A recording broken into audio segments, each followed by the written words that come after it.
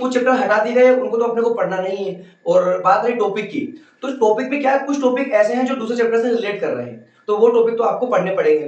तो बायोलॉजी में old NCERT में पहले 11th में 346 पेजेस थे और 12th में 286 पेजेस थे, लेकिन अब 11th में 251 पेजेस बचे हैं और 12th में 227 पेजेस बचे हैं। बात रही न्यू एनसीईआरटी की, तो न्यू एनसीईआरटी को अच्छे से पढ़ लीजिए, बट न्यू एनसीईआरटी में जो नया सिलेबस आया है वो कुछ टॉपिक्स है जो न्यू एनसीईआरटी में एडेड नहीं है और सिलेबस में है, तो उनको आपको पुरानी एनसीईआरटी से पढ़ना पड़ेगा। तो ये सबसे बड़ा कंफ्यूजन है।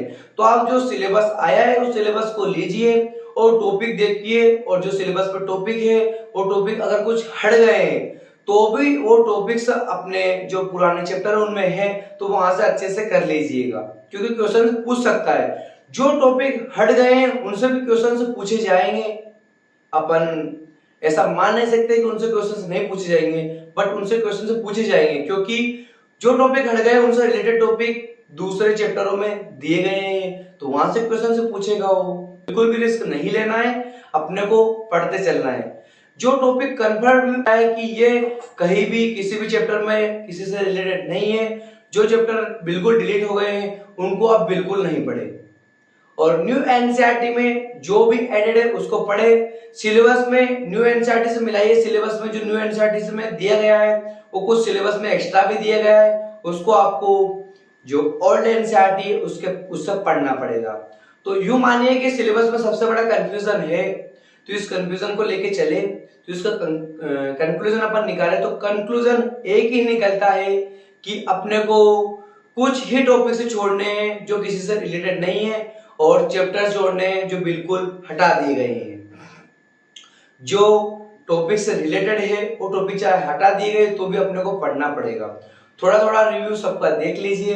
बात रही टॉपिक, तो इजी टॉपिक ही हटाए, टॉपिक तो हटाए नहीं है, तो अपने को उनको अच्छे से कर लेना है।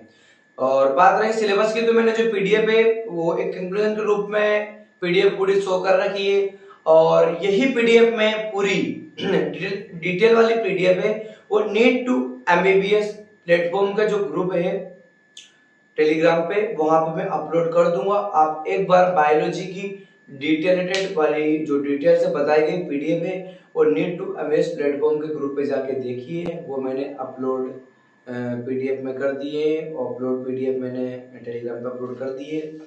क्योंकि न्यू एनसीईआरटी में दिया गया है और सिलेबस में कुछ टॉपिक दे दिए गए और न्यू एनसीईआरटी में ऐड नहीं है, तो अपन नई एनसीईआरटी के चक्कर में रहकर वो भी ना करें। एक बार आप नई एनसीईआरटी तो पढ़ ही रहे हैं, एक बार आप सिलेबस जाके देखिए, मैंने अपलोड किया है, वो अच्छे से आप पढ़िए।